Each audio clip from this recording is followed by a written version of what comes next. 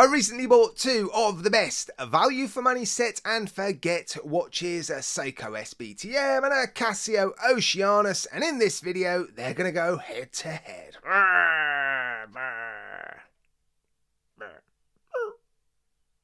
You know what? I think I'm spending a little bit too much time on my own with watches. Anyway, that's a problem for another day. Let's move on and talk about these two watches in front of you. You can see an awesome Seiko SBTM 323 and the also very awesome Casio Oceanus OCWT 200. I bought this Casio Oceanus secondhand, basically unworn from eBay. Cost me around £300, but I imported the Seiko SBTM from Japan from Sakura Watches, and they cost me roughly the same, around £300. That's roughly $400. But as you can see, the prices are a little bit different on Sakura Watches. 50,000 yen roughly for the Casio Oceanus and just under 40,000 yen for the Seiko SBTM. So the Seiko is a little bit cheaper, and of course those prices don't take into account import taxes, which for the UK is roughly 20%. Now, when I bought the Seiko SBTM 323, I thought this was a watch I was going to own forever. Then I bought the Casio Oceanus and I was a bit 50-50, but I've now discovered a new watch, a new set and forget watch, which I think trumps these two, basically. And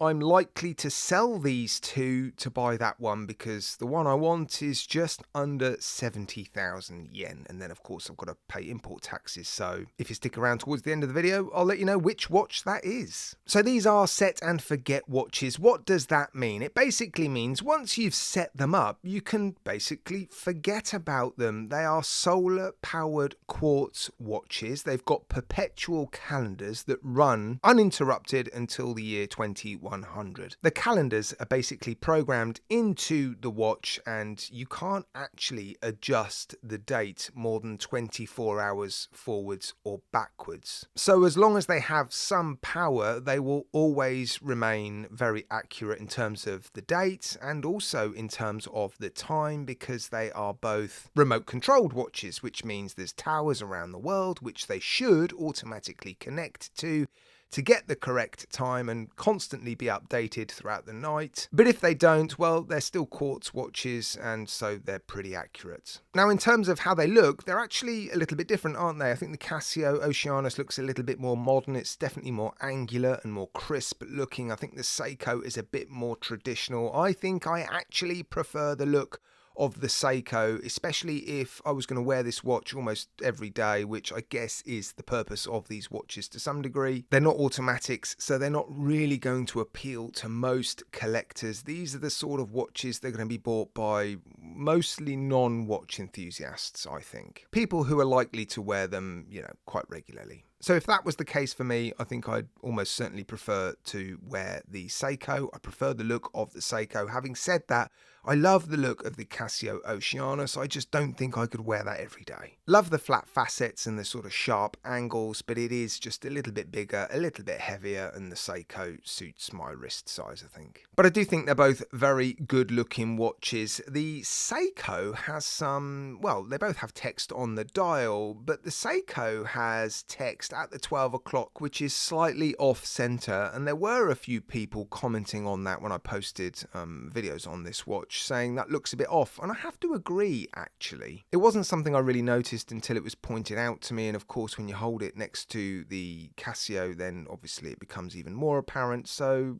yeah, that I'm not wild about. Right, I'm going to put some dimensions, water resistance, weight, that sort of stuff on the screen side by side while I run through some of the functions. So both of these watches tell the time. They're both solar quartz. They both give you the date. They both have perpetual calendars. They're both radio controlled. They both have a low power signal. They both have power saving modes, although the Casio has a sort of dual step power saving mode. They both have an overcharge prevention function. They both have quick time adjustment for when you're traveling, so you can move the hour hands independently forwards and backwards without disturbing the time, and that is useful for when you are traveling. The Seiko has an automatic hand position adjustment, so it can detect if a hand has been knocked out of sync, for example, or affected by magnetism, and it can realign it automatically, whereas that function on the Casio is manual. So up to this point, they're both very, very similar, but the Casio has a few extra tricks up its sleeve. It has Bluetooth, which means you can download an app and connect it to your phone. It will get the correct time off your phone then, in addition to connecting to towers or in addition to you adjusting it manually if you want. You can also switch off that Bluetooth in a sort of hospital/aeroplane mode, and it's got a phone finder function, which is pretty cool, and it's got a daylight saving time function. So in terms of their functionality, very, very similar watches, but the Casio does have a few extra tricks. What about steel finishing? Well, I did produce a video where I compared the steel finishing on these two watches along with a few other watches. So I'm not going to go into much detail when it comes to the steel finishing on these watches, but what I will say is they both have very impressive steel finishing in certain places, but then also quite disappointing steel finishing in others. So if you want to know,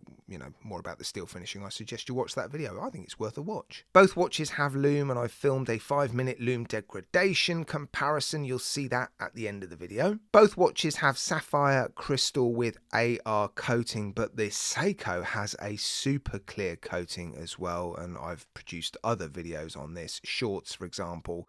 And this super clear coating is seriously impressive. It really does make it look like at certain angles the crystal isn't there. And I just really like that. I've been really impressed with any watch that has that additional coating. So yeah, I guess the Seiko wins that one. But the Casio wins the clasp off. The clasp on the Casio is better, although I'm not wild about the outer shell. It looks and feels a little bit cheap. But the inner elements on the Casio are milled and they're pressed on the Seiko. So yeah, Casio takes that for sure. What about second-hand alignment? Well, both watches are bang on, and they both seem to have very strong second-hand actions. What do I mean by that? Well, when that second-hand ticks, it doesn't seem to wobble. There doesn't seem to be any flex or give. It doesn't seem to sag or drop on the way up or the way down. So yeah, both very impressive. And I think I like the bracelets on both of these watches fairly equally. They're both very, very nice. They've got sort of angles and facets and polished bits and brushed bits. Yeah,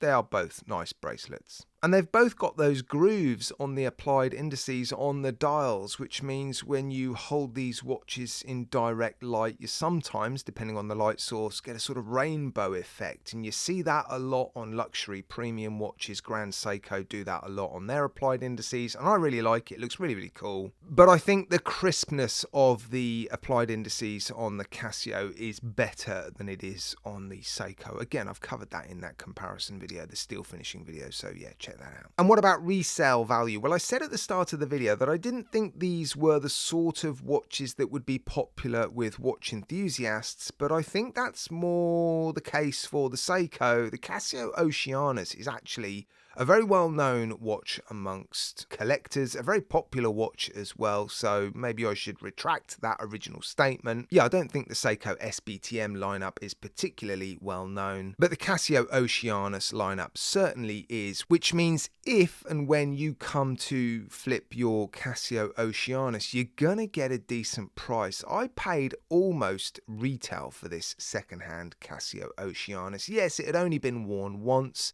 and it is in near perfect condition. But if that was the case with the Seiko, I think you'd be paying quite a bit less than the retail price, probably closer to 70 to 75%. So yeah, not that we should really be factoring into our decisions flipping or resale values, but it is something that some people do consider. And it is of course something to consider if you're thinking of picking up either of these watches secondhand. And as I mentioned earlier on, I am considering flipping both of these watches to pick up another Seiko SBTM.